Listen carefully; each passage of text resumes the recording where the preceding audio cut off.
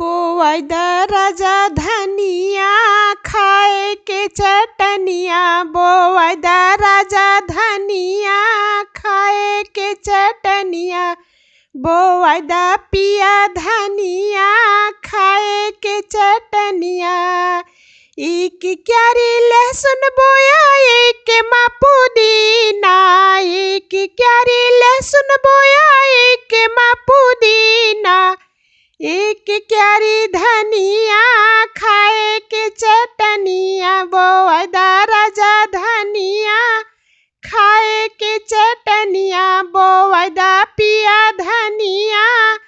खाए के चटनिया। ऊ है चटनिया ससुर जी का दिहली, ऊ है चटनिया ससुर जी का दिहली, सासू के मुख से चू